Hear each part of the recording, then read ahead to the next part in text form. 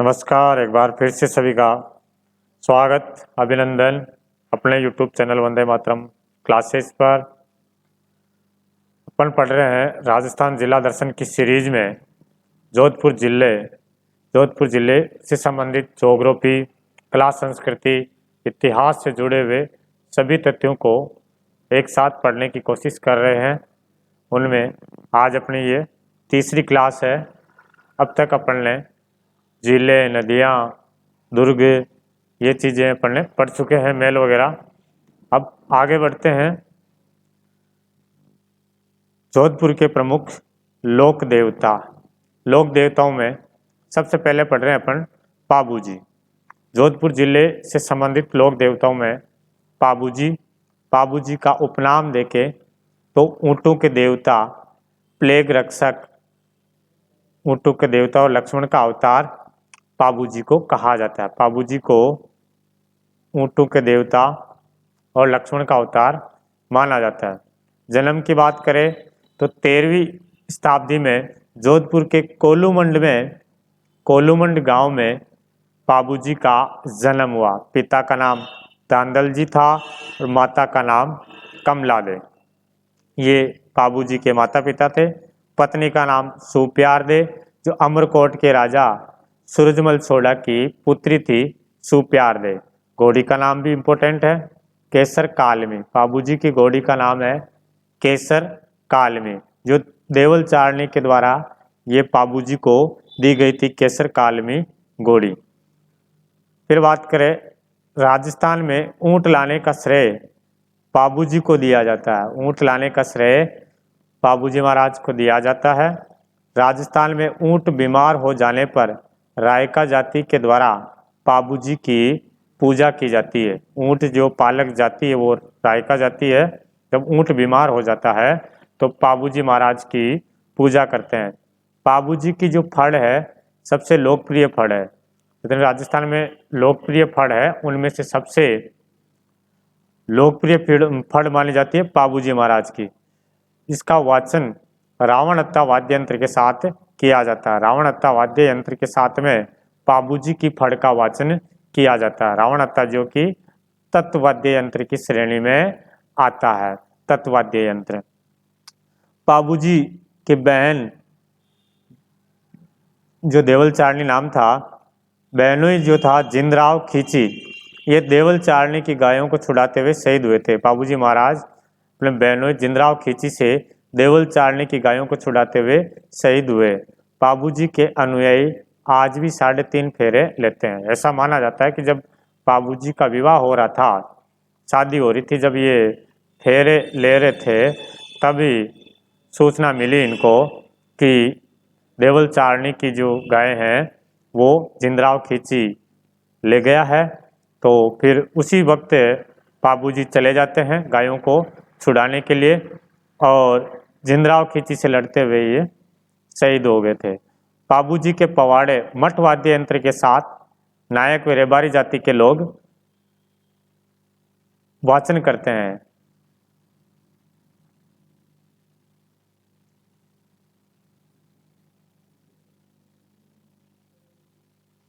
Yes, हाँ, तो पाबूजी की फड़ आ जाए तो रावण हत्ता वाद्य यंत्र, और पाबूजी के पवाड़े आ जाए तो मठ वाद्य यंत्र के साथ में बाँचे जाते हैं। चांदोजी, सावंत जी, डेमा जी, हरमल जी, ये पाबूजी के सहयोगी थे।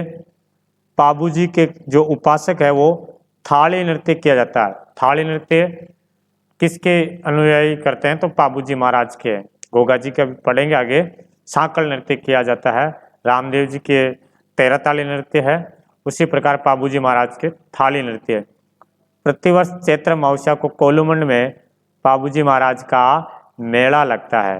ये अपन ने पाबूजी के बारे में देखा, उपनाम देखा, ऊँटों के देवता, प्लेग रक्षक, कोलूमंड में जन्म हुआ। दांदल जी पिताजी है, कमला दे माता का नाम है, पत्नी का नाम सुप्यार दे है, घोड़ी का नाम केसर कालमी है, और देवल चारणी की घोड़ी को छुड़ाते हुए उनकी गायों को छुड़ाने के लिए जिंदराव खींची से लड़ते हुए वीर गति को प्राप्त हुए। चलिए नेक्स्ट देवता की बात करें। अगले देवता है रूपनाथ जी। नेक्स्ट देवता है रूपनाथ जी। इनको जरडा जी भी कहा जाता है। रूपनाथ जी को जरडा जी के नाम से भी जाना जाता है। ये पाबू जी के बड़े भाई बूढ़ो जी के पुत्र थे, यानी ये पाबू जी के जो है भतीजे हो गए रूपनाथ जी। इनके अपने पिता और चाचा की हत्या का बदला जिंदराव खिची को मार करके इन्होंने लिया था। जिंदराव खिची को किसने मारा था? रूपनाथ जी जरडा जी ने। हिमाचल प्रदेश में रूपनाथ जी को बालकनाथ जी के रूप में पूजे जाते हैं। प्रश्न आ जाए, राजस्थान के ऐसे कौन से लोक देवता जिनको हिमाचल प्रदेश में बालकनाथ के रूप में पूजा जाता है? रूपनाथ जी जरडा जी। नेक्स्ट देवता है हड़बू जी। अगले लोक देवता है हड़बू जी। अपने राजस्थान में जो 5 पीर है उनका नाम भी अपने को ध्यान रखना है। हर गम पी, हर गम पी, है ना। है से हो जाएगा हड़बू जी, रे से हो जाएगा रामदेव जी, गै से हो जाएगा गोगा जी, मैं से हो जाएगा मेहाजी मांगलिया और पी से हो जाएगा पाबू जी।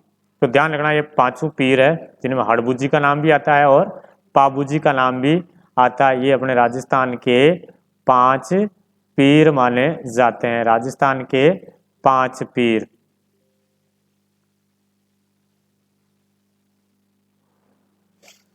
यस, नेक्स्ट देखते हैं हड़बू जी। इनको सगुन शास्त्र के ज्ञाता, चमत्कारी पुरुष और वीर योद्धा कहा जाता है। हड़बू जी को जन्म की बात करें, हड़बू जी नागौर जिले के बुंडेल गांव में हुआ था। हड़बू जी का जो जन्म है वो नागौर में बुंडेल गांव में हुआ था, लेकिन इनका जो मंदिर की बात करेंगे वो जोधपुर में बना हुआ है, इसलिए अपने यहाँ पे जोधपुर में देख रहे हैं। बेंगटी गांव आगे आएगा, जोधपुर में यहाँ इनका मंदिर बना। मेहाजी सांकला के ये पुत्र थे। हड़बू जी नामदेव जी के पुत्र थे, मारवाड़ के पंचपीरों में माने जाते हैं। और राव जोधा ने हड़बू जी को बैलगाड़ी भेंट की थी, बैलगाड़ी भेंट की थी। आज भी इस बैलगाड़ी की पूजा की जाती है। कौन से ऐसे लोक देवता है जिनकी बैलगाड़ी की पूजा की जाती है? तो बताएंगे हड़बू जी। और रामदेव जी के ये मौसीरे भाई थे। बेंगटी गांव फलोदी में हड़बू जी का प्रमुख स्थान है। इनका मंदिर कहाँ है? बेंगटी गांव जोधपुर में। तो ये थे हड़बू जी। इससे पहले अपन ने देखा रूपनाथ जी, जरडा जी और हड़बू जी, और उससे पहले अपन ने पाबू जी देखा था। चलिए अगले देवता देखते हैं मेहाजी मांगलिया। मेहाजी मांगलिया मारवाड़ के ये भी 5 पीरों में प्रमुख है।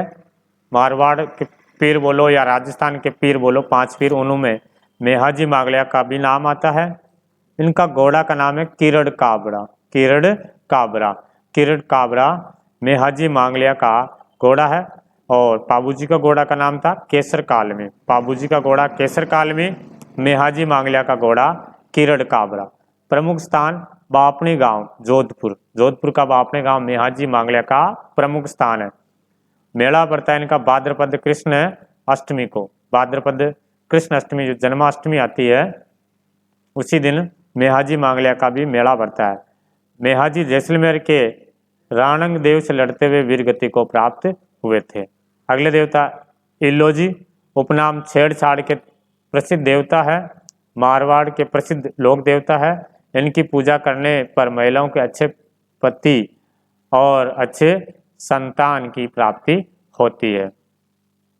चलिए आगे बात करते हैं प्रमुख लोक देवियां। जोधपुर जिले में कौन कौन सी लोक देवियों का मंदिर है?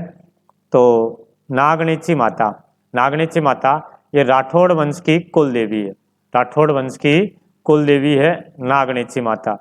नागणेची माता महिषासुरमर्दिनी का स्वरूप है। इनका जो दूसरा रूप है शयन पक्षी, बाज और चील है। नागणेची माता का मंदिर कहाँ बना हुआ है? मेहरानगढ़ दुर्ग में बना हुआ है। मेहरानगढ़ दुर्ग जोधपुर में इनका मंदिर बना हुआ है। नेक्स्ट सचिया माता, ओसिया जोधपुर में इनका मंदिर है। सचिया माता का मंदिर का निर्माण परमार राजकुमार उपल देव ने प्रतिहार शैली में करवाया था। परमार शासक परमार राजकुमार उपल देव ने इसका निर्माण करवाया। ये परमारों की कुल देवी भी है। परमारों की कुल देवी सचिया माता, ठीक है। और ओसवालों की भी कुल देवी, ओसवाल और परमारों की ये कुल देवी है। आगे बात करें हैं आई माता। आई माता बिलाड़ा जोधपुर में इनका मंदिर है। बचपन का नाम है जीजी भाई। बचपन का नाम इनके जीजी भाई है। गुजरात में इनका जन्म हुआ था। जन्म इनका गुजरात में हुआ था। जीजी भाई इनका नाम है, बचपन का नाम। ये सिरवी जाति की कुल देवी है। आई माता सिरवी जाति की कुल देवी कहा जाता है। इनका जो मंदिर होता है इनका बिलाड़ा में, तो मंदिर में इनकी मूर्ति नहीं लगी हुई है, जबकि मूर्ति के जगह पर एक दीपक जलता रहता है, उस दीपक की ज्योति से केसर टपकती है। हाँ, आई माता के मंदिर को दरगाह कहते हैं और थान को बडेर कहते हैं। मंदिर को दरगाह कहते हैं, थान को बडेर के नाम से जाना जाता है। पुजारी को दीवान कहा जाता है। इस मंदिर में दीपक की ज्योति से केसर टपकती है, दीपक की ज्योति से केसर टपकती है। और कहा जाता है कि गुर्जर जाति के लोगों का, गुर्जर समुदाय के लोगों का इस मंदिर में प्रवेश निषेध माना जाता है। नेक्स्ट है चामुंडा माता, मेहरानगढ़ में है। चामुंडा माता ये प्रतिहारों की कुल देवी है, प्रतिहारों की कुल देवी, प्रतिहारों की कुल देवी है। राठौड़ों की कुल देवी नागनेची माता, परमारों की कुल देवी सचिया माता और प्रतिहारों की कुल देवी तो अपन बताएंगे ये है आपके चामुंडा माता। नेक्स्ट बात करें 1857 में मेहरानगढ़ दुर्ग में यह मंदिर, 1857 में इस मंदिर पर बिजली गिर गई थी। बिजली गिरने से यह खंडित हो गया था, तो फिर जोधपुर के महाराजा तख्त सिंह ने इसका जीर्णोद्धार करवाया। जोधपुर के महाराजा तख्त सिंह ने इस चामुंडा माता के मंदिर का जीर्णोद्धार करवाया। सितंबर 2008 में यहाँ भगदड़ मच गई थी, जिसमें कई लोग मारे गए थे, जिसकी जांच के लिए जसराज चोपड़ा के समिति का गठन किया गया है। नेक्स्ट बात करें प्रमुख संप्रदाय, जोधपुर के प्रमुख संप्रदाय की बात करें, जोधपुर जिले में कौन कौन से संप्रदाय है। संप्रदाय में बात करें तो पहला संप्रदाय है नाथ संप्रदाय। नाथ संप्रदाय की प्रधान पीठ आपके महामंदिर जोधपुर है। नाथ संप्रदाय का प्रधान केंद्र महामंदिर जोधपुर है। इस महामंदिर का निर्माण किसने करवाया, तो जोधपुर के महाराजा मान सिंह ने इस मंदिर का निर्माण करवाया। कहा जाता है कि मान सिंह के जो गुरु थे आयस देवनाथ, गुरु का नाम था आयस देवनाथ। इन्होंने भविष्यवाणी की थी कि आगे चल करके जोधपुर का शासक मान सिंह बनेगा। उस समय इनका बड़ा भाई का नाम था भीम सिंह, बड़े भाई का नाम था भीम सिंह। तो भीम सिंह की डेथ हो जाती है, मृत्यु हो जाने के बाद में जोधपुर का जो शासक बना था वो मान सिंह बना था। तो भविष्यवाणी सिद्ध हो जाने पर फिर मान सिंह ने जोधपुर में महामंदिर का निर्माण करवाया, जो नाथ संप्रदाय का प्रमुख केंद्र है। फिर आगे बात करें राम स्नेही संप्रदाय। राम स्नेही संप्रदाय की एक यहाँ पर शाखा है खेड़ापा। खेड़ापा शाखा जोधपुर में है, जिसके संस्थापक रामदास जी है। राम स्नेही संप्रदाय की अपन जो चारों पीठ हैं उनको एक साथ याद कर लेते हैं। एक प्रधान पीठ तो है सापरा, प्रधान पीठ है सापरा बिलवाड़ा में है। एक शाखा है इनकी रेण, एक शाखा है रेण नागौर में है, दरियाव जी इनके संस्थापक है। एक शाखा है सिंहथल, सिंहथल बीकानेर में, हरिदास जी इनके संस्थापक है। और एक है राम स्नेही संप्रदाय की खेड़ापा, चौथी खेड़ापा जिसके संत रामदास जी हैं। चारों पीठों का ध्यान रखेंगे। नेक्स्ट है नवल संप्रदाय। नवल संप्रदाय इसके प्रवर्तक नवलदास जी थे और नवलदास जी का जन्म नागौर जिले के हसोलाव गांव में हुआ था। इसकी प्रधान पीठ जोधपुर में है और इनका उपदेश नवलेश्वर अनुभव वाणी में संग्रहित है। नवलेश्वर अनुभव वाणी में संग्रहित है। उसके बाद नेक्स्ट चर्चा करें जोधपुर में जोधपुर के प्रमुख लोक नृत्य और लोकगीत। लोक नृत्य और लोकगीत डांडिया नृत्य, ये मारवाड़ का प्रसिद्ध है। डांडिया नृत्य जो है मारवाड़ क्षेत्र का प्रसिद्ध है। होली के अवसर पर यह डांडिया नृत्य किया जाता है। नेक्स्ट है गुड़ला नृत्य। गुड़ला नृत्य मारवाड़ क्षेत्र में सातल देव की याद में यह नृत्य किया जाता है। मारवाड़ का शासक हुआ था सातल देव। जब सातल देव शासक था तब अजमेर का सूबेदार, अजमेर के सूबेदार मल्लू खां ने मारवाड़ पर आक्रमण कर दिया और मेड़ता से गौरी पूजन कर रही कन्याओं का अपहरण कर लिया। सातल देव जी गए, इस मल्लू खां को पराजित किया और मल्लू खां का सेनापति था गुड़ला। सेनापति गुड़ला का सिर काटकर उन कन्याओं को जो अपहरण की गई थी उनको स्वतंत्र कर दिया। तो इस युद्ध में सातल देव की विजय हुई, लेकिन घायल हो जाने के कारण सातल देव वीर गति को प्राप्त हो गए। तो सातल देव की याद में आज भी गुड़ला नृत्य किया जाता है। चैत्र कृष्ण अष्टमी को रात्रि में छिद्र युक्त मटकी में जलता हुआ दीपक रख करके ये नृत्य किया जाता है और इस नृत्य को प्रकाश में लाने का श्रेय रूपायन संस्थान के सचिव विजयदान देता को माना जाता है।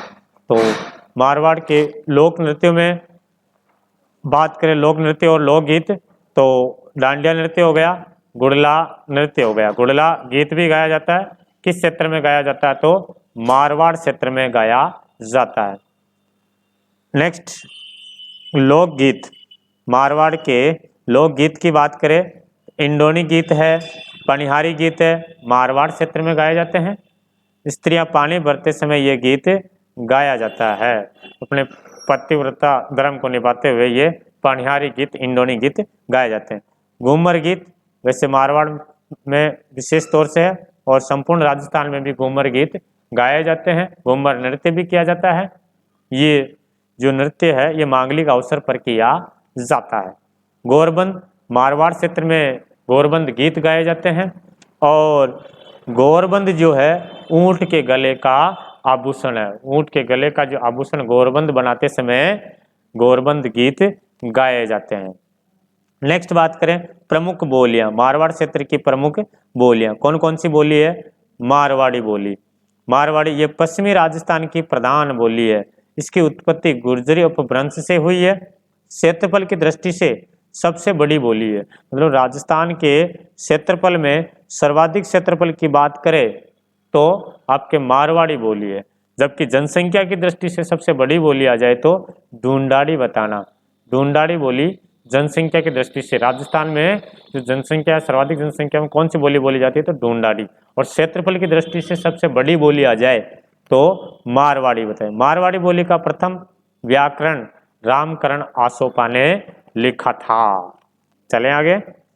नेक्स्ट प्रमुख मेले, बात करते हैं जोधपुर जिले के प्रमुख मेले। कौन कौन से मेले जोधपुर जिले में आयोजित होते हैं? नाग पंचमी का मेला, श्रावण कृष्ण पंचमी। श्रावण कृष्ण पंचमी को नाग पंचमी का मेला बढ़ता है। कहाँ बढ़ता है? जोधपुर। और इसी दिन नागों की पूजा की जाती है, सांपों की पूजा की जाती है, सांपों को दूध पिलाया जाता है। खेजड़ली का मेला भाद्रपद शुक्ल दशमी को बढ़ता है, तेजा दशमी के दिन है ना। तेजा दशमी के दिन ही खेजड़ली का मेला बढ़ता है और विश्व का ये एकमात्र वृक्ष मेला है। ठीक है, खेजड़ली का ध्यान रखना। खेजड़ली का मेला कब बढ़ता है? तब तो भाद्रपद कृष्ण दशमी को बढ़ता है, तेजा दशमी के दिन। और खेजड़ली वृक्ष की पूजा कब की जाती है? तो खेजड़ली वृक्ष की पूजा विजयदशमी के दिन की जाती है। आश्विन शुक्ल दशमी को जो विजयदशमी आती है उस दिन खेजड़ी वृक्ष की पूजा की जाती है। दोनों का थोड़ा ध्यान रखना। विश्व का एकमात्र वृक्ष मेला है। नेक्स्ट धींगा गणगौर बेतमार गणगौर। धींगा गणगौर बेतमार गणगौर वैशाख शुक्ल तृतीया को ये बेतमार धींगा गणगौर मनाई जाती है। और मारवाड़ में धींगा गणगौर बेतमार गणगौर की शुरुआत अमर सिंह के समय से हुई है। अमर सिंह के समय हुई है। नेक्स्ट वीरपुरी का मेला मंडोर जोधपुर में। मारवाड़ के जितने भी वीर उनको याद किया जाता है इस मेले में। श्रावण के अंतिम सोमवार को ये मेला बढ़ता है। उधर चल रही तुम्हारी क्लास, उधर चल रही। नेक्स्ट बात करते प्रमुख चित्र शैलियां। मारवाड़ की प्रमुख चित्र शैलियां। चित्र शैलियों से क्या क्या प्रश्न बनते हैं? जोधपुर चित्र शैली। जोधपुर चित्र शैली, इस चित्र शैली का आरंभिक विकास राव मालदेव के समय हुआ। मालदेव के समय जोधपुर चित्र शैली का विकास हुआ है। लेकिन स्वर्ण काल माना जाता है जगत सिंह जसवंत सिंह प्रथम का शासनकाल मारवाड़ चित्रशैली का स्वर्ण काल माना जाता है। वही जसवंत सिंह प्रथम जिनकी अफगानिस्तान में मृत्यु हुई थी औरंगजेब के समय, जमरूद अफगानिस्तान में। इस शैली पर मुगल शैली का प्रभाव मोटा राजा उदय सिंह के समय माना जाता है। मोटा राजा उदय सिंह को मोटा राजा की उपाधि भी किसने दी थी? अकबर ने दी थी। और इसी मोटा राजा उदय सिंह ने मारवाड़ से सबसे पहले मुगलों की अधीनता स्वीकार की थी, उदय सिंह ने। तो अकबर ने इनको मोटा राजा की उपाधि दी थी। जबकि जसवंत सिंह का ध्यान रखना, जसवंत सिंह को महाराजा की उपाधि किसने दी थी? तो फिर वो शाहजहां ने दी थी। इनको जब महाराजा जसवंत सिंह को महाराजा की उपाधि पूछते हैं, किसने दी थी? शाहजहां ने दी थी। नेक्स्ट, अन्य संरक्षक मान सिंह, सूर सिंह, अभय सिंह हुए थे। चित्रित विषय राशि, ठाट बाट, दरबारी दृश्य इसके प्रमुख विषय हैं मारवाड़ चित्रशैली के। चित्रकार किशनदास भाटी है, देवी सिंह भाटी है, अमर सिंह भाटी है, वीर सिंह भाटी, देवदास भाटी, शिवदास भाटी, रतन भाटी, नारायण भाटी, गोपाल दास भाटी, ये सभी मारवाड़ चित्रशैली के प्रमुख चित्रकार हैं। प्रमुख चित्र इस चित्रशैली में लोक गाथाओं का चित्रण किया गया, जैसे मुमल दे, निहाल दे, डोला मारू, उजली जेठवर, कल्याण, रागिनी, नाथ चरित्र, सूर सागर, पंचतंत्र, कामसूत्र आदि इस चित्रशैली के विषय रहे हैं। नेक्स्ट बात करते हैं प्रमुख शिलालेख। जोधपुर के प्रमुख शिलालेख की बात करें, मंडोर शिलालेख जोधपुर में है। यह शिलालेख गुर्जर प्रतिहार शासक बाहुक ने इसको स्थापित किया गया है। गुर्जर प्रतिहार शैली इसमें का वंशज जो वंशावली उसका वर्णन मिलता है। शिव और विष्णु की पूजा का भी इसमें उल्लेख मिलता है मंडोर शिलालेख। नेक्स्ट है बूच कला का शिलालेख। बूच कला बिलवाड़ा जोधपुर में है, 815 ईस्वी का है। ये प्रतिहार शासक नाग भट्ट द्वितीय का, इसकी भाषा संस्कृत है और लिपि उत्तर भारतीय है। बूच कला शिलालेख। नेक्स्ट है गटियाला शिलालेख। गटियाला शिलालेख ये भी आपके जोधपुर में है। गटियाला शिलालेख 861 ईस्वी का, संस्कृत भाषा में है, जैन मंदिर के पास लगा हुआ, जिसे माता का साल कहा जाता है। और राजस्थान में सती होने की जो पहली जानकारी मिलती है वो गटियाला शिलालेख में मिलती है, जिसमें प्रतिहार सेनापति राणुका की पत्नी संपत देवी सती हुई थी। संपत देवी सती हुई थी। ये जो सती होने का पहला जो राजस्थान में प्रमाण है वो आपके गटियाला शिलालेख में मिलता है। जबकि भारत में पहला सती होने का अभिलेख एरन अभिलेख में मिलता है, वो भारत में है, राजस्थान में गटियाला शिलालेख। इस शिलालेख कुकुस्त प्रतिहार की जानकारी देता है। इसका लेखक मग और उत्कीर्णकर्ता कृष्णेश्वर है। कृष्णेश्वर इसके उत्कीर्णकर्ता है। नेक्स्ट बात करें अपन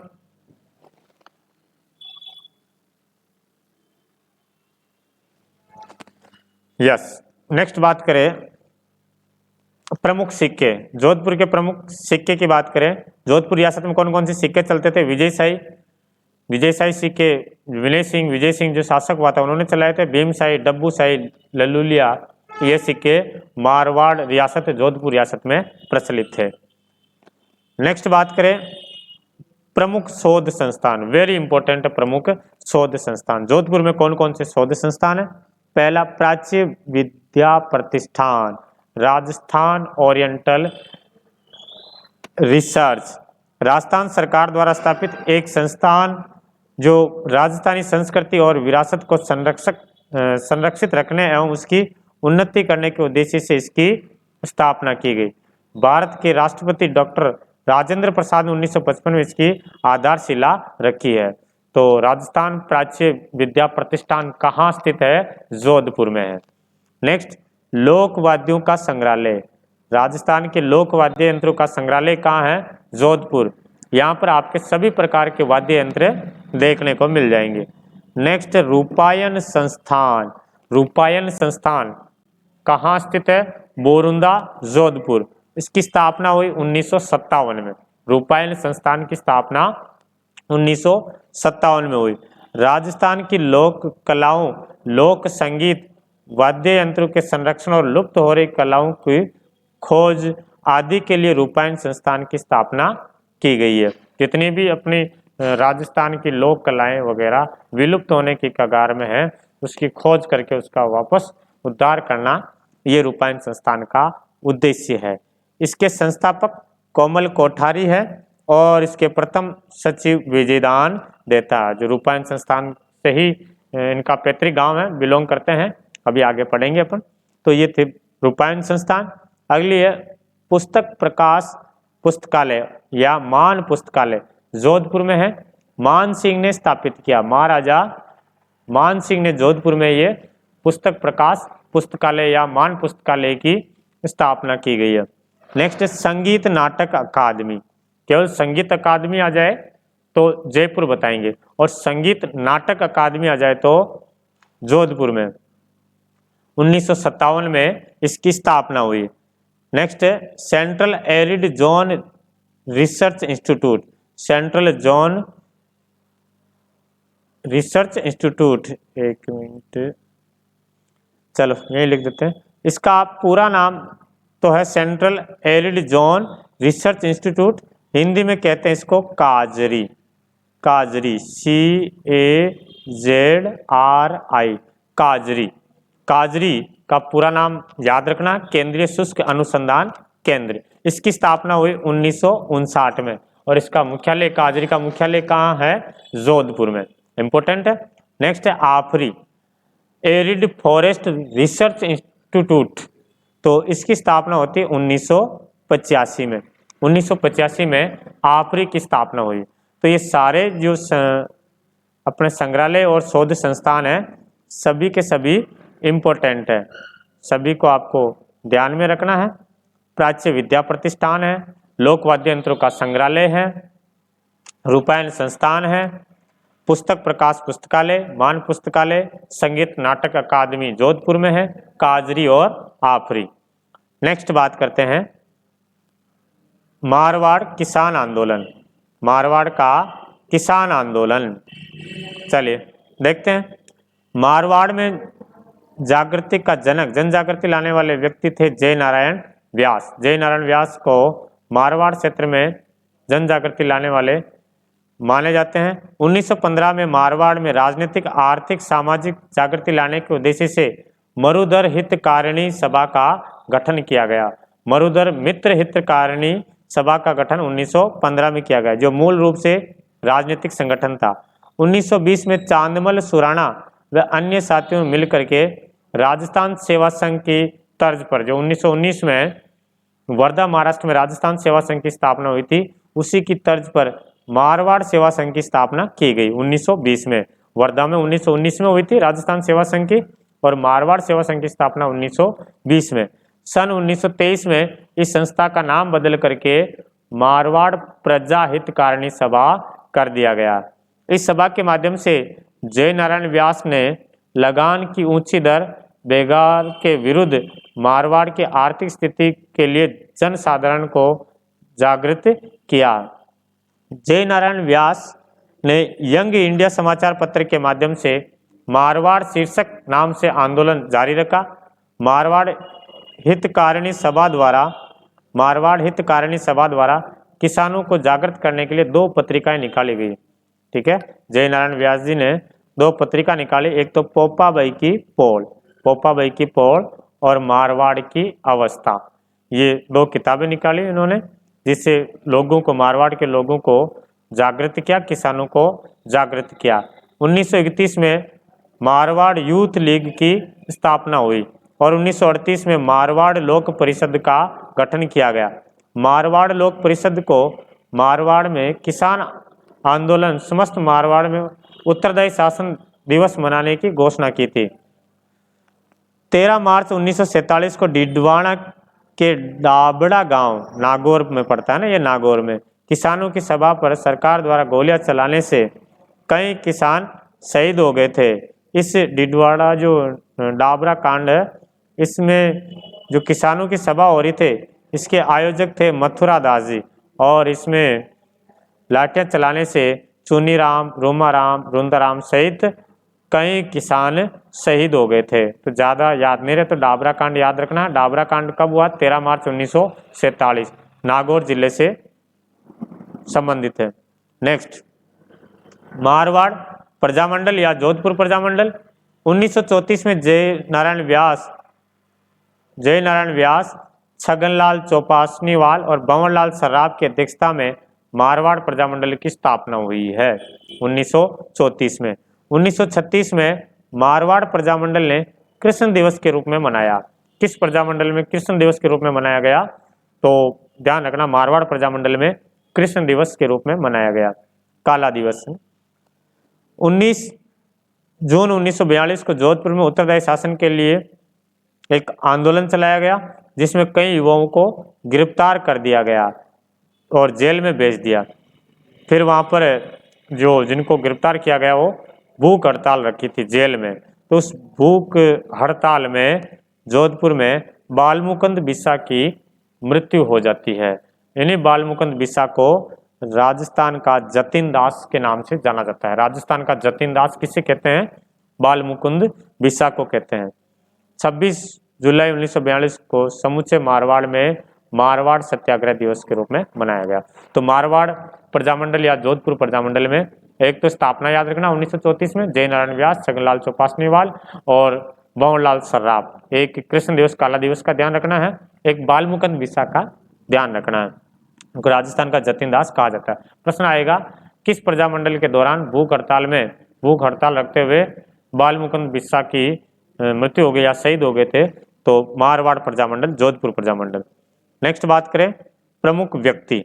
जोधपुर में या जोधपुर जिले से प्रमुख व्यक्ति कौन कौन हुए हैं? तो बात करें मुणौत नैणसी। मुणौत नैणसी की जब भी बात आए तो बात करेंगे इन्होंने कौन कौन सी किताबें लिखी है।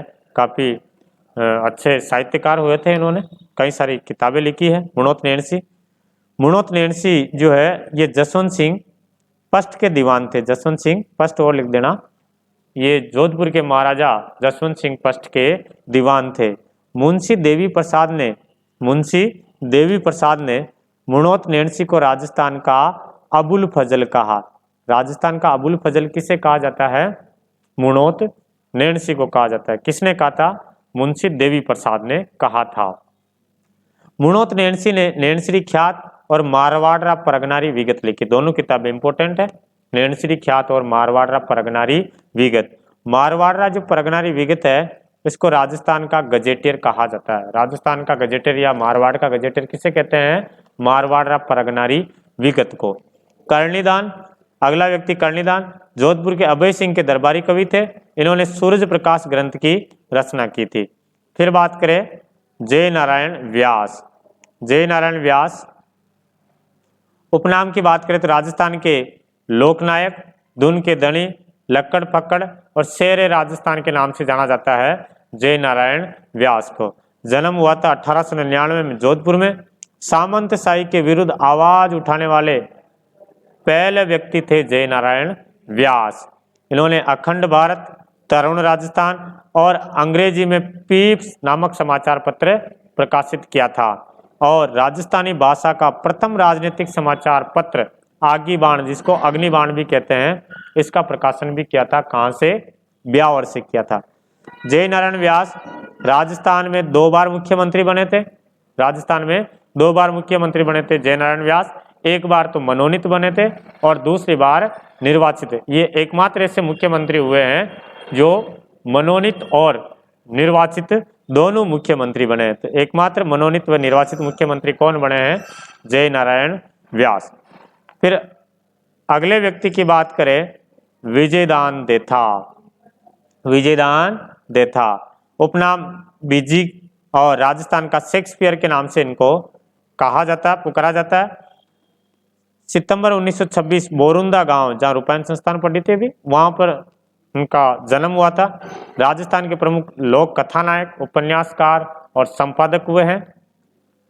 आपकी प्रमुख रचनाएं बातारी फुलवारी है, तिडोरा, उलझन, अलेकू, हिटलर।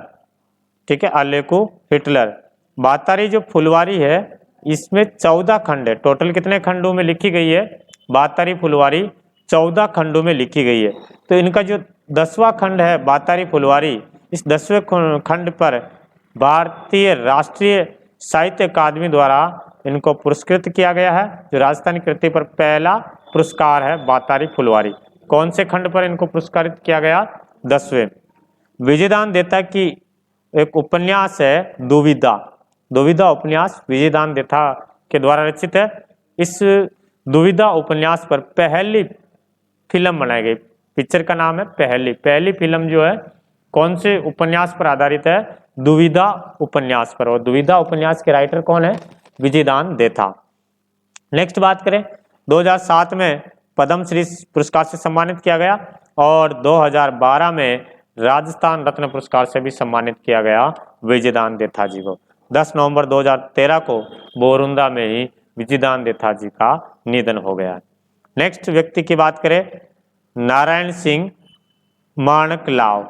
नारायण सिंह माणकलाव, नारायण सिंह माणकलाव राजस्थान के प्रथम व्यक्ति जिन्हें राज्यसभा का सदस्य के रूप में मनोनीत किया। राज्यसभा में जो 12 सदस्य राष्ट्रपति के द्वारा मनोनीत किया जाता है, तो राजस्थान से मनोनीत होने वाले पहले जो सांसद हुए थे वो नारायण सिंह माणकलाव हुए थे। नेक्स्ट बात करें, गौरी देवी, ये प्रसिद्ध मांड गायिका है, जोधपुर जिले से बिलोंग करते हैं गौरी देवी जी। नेक्स्ट है सीताराम लालस, इन्होंने राजस्थानी भाषा का सर्वप्रथम शब्दकोश तैयार किया है। राजस्थानी भाषा का सर्वप्रथम शब्दकोश डिक्शनरी किसने तैयार किया? सीताराम लालस ने। नेक्स्ट बात करें, कैलाश सांकला। कैलाश सांकला जोधपुर से बिलोंग करते हैं और इनको टाइगर मैन ऑफ इंडिया के नाम से जाना जाता है। टाइगर मैन ऑफ इंडिया किसे कहा जाता है? कैलाश सांकला। महिपाल प्रथम राजस्थानी फिल्म नजरानों के अभिनेता महिपाल ही थे। तो ये देखे थे अपने प्रमुख व्यक्ति, कौन कौन देखे थे? मुणोत नैन सिंह, कर्णिदान, जय नारायण व्यास, विजयदान देथा, नारायण सिंह माणकलाव, गौरी देवी, सीताराम लालस, कैलाश सांकला और महिपाल। फिर नेक्स्ट बात करते हैं, अब प्रमुख तथ्य कौन कौन से और इंपॉर्टेंट फैक्ट है उसको एक बार जल्दी से देख लेते हैं। क्षेत्रफल की दृष्टि से राजस्थान का सबसे बड़ा संभाग कौन सा है? जोधपुर, पहले पढ़ लिया। राजस्थान उच्च न्यायालय, राजस्थान उच्च न्यायालय कहाँ स्थित है? तो बात करेंगे, ये जोधपुर में है। 29 अगस्त 1949 को राजस्थान हाई कोर्ट की स्थापना हुई थी और इसके प्रथम जो मुख्य न्यायाधीश हुए हैं वो कमलकांत हैं। राजस्थान के पहले चीफ जस्टिस मुख्य न्यायाधीश कमलकांत वर्मा है। वर्तमान में कौन है? अकील कुरैशी 38वें नंबर के न्यायाधीश है। विश्व का सबसे बड़ा रिहायशी पैलेस चित्र पैलेस उमेद भवन। राजस्थान प्राच्य विद्या प्रतिष्ठान जोधपुर में है। देश का दूसरा एम्स मेडिकल कॉलेज जोधपुर। जोधपुरी कोट पैंट को राष्ट्रीय पोशाक का दर्जा दिया गया है। जोधपुर में खुफिया एजेंसी प्रशिक्षण केंद्र इंटेलिजेंस ब्यूरो की स्थापना की गई है। खजूर पौध प्रयोगशाला चौपासनी जो देश की पहली और एशिया की दूसरी सबसे बड़ी प्रयोगशाला है। नेक्स्ट जोधपुर का पाल गांव, ये फिल्म सिटी के रूप में विकसित किया गया। जोधपुर का जो पाल गांव है फिल्म सिटी, और ध्यान रखना जोधपुर को पोललेस सिटी भी कहा जाता है, खंबा रहित शहर। खंबा रहित शहर किसको कहते हैं? जोधपुर, पोललेस सिटी। और राजस्थान की फिल्म सिटी तो ध्यान रखना है पाल गांव। जोधपुर में राज्य की पहली फुटबॉल अकेडमी स्थित है। राज्य सरकार द्वारा जोधपुर में टेक्सटाइल पार्क स्थापित करने की मंजूरी दी गई है। उमेद कलापीठ चित्रशैली जोधपुर, इसके संस्थापक लाल सिंह भाटी थे। जोधपुर का प्रथम फ्लाइंग क्लब, राजस्थान का प्रथम फ्लाइंग क्लब जोधपुर में है। देश का प्रथम कोयला आधारित बिजली घर बाप जोधपुर में है। नेक्स्ट बात करें लीलावास। लीलावास जोधपुर की पिछड़ी डाणी से विलायती बबलू को जलाकर बिजली बनाने का यहाँ पर पहला टेस्ट किया गया था। मीराबाई अखिल भारतीय आयुर्वेद संस्थान जोधपुर में।